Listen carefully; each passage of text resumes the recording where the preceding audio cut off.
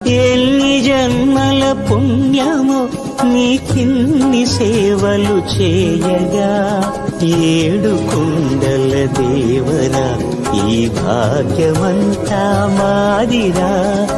ఏడు కొండల దేవరా ఈ భాగ్యమంతా మాదిరా. ఎన్ని జన్మల పుణ్యమో నీకిన్ని